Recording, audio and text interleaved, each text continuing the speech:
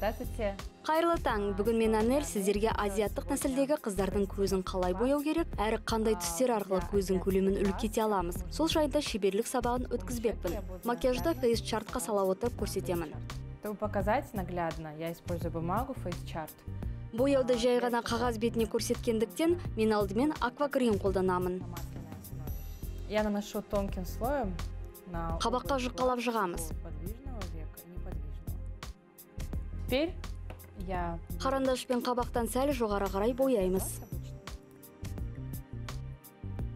наношу на область выше. Затем я беру кисть.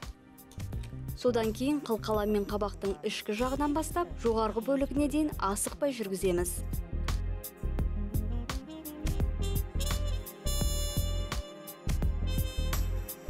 Азиат көзді қыздарға берер кеңесім. Егер сіз қанық түсті бояуларды таңдасаңыз, онда қабақты ішкі жағынан бастап, жоғары қарай жұмсарта бояған абзал. Сол сәтте көзіңіздің көлемі үлкейе түседі.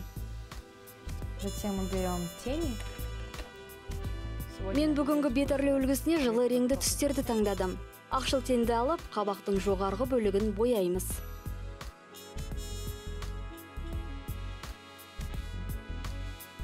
Енді қоңырқай түсті қолданамыз.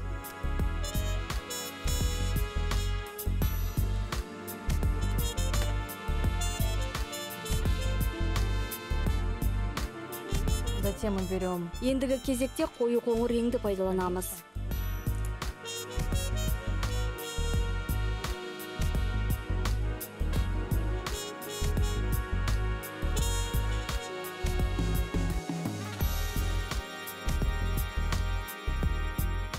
Сонымен біз азиат көзіне арналған смоки айс бет әрлеу үлгісін тәмамдадық. Айта кететін жайт, аталмыш макияж кез келген қызға жарасады.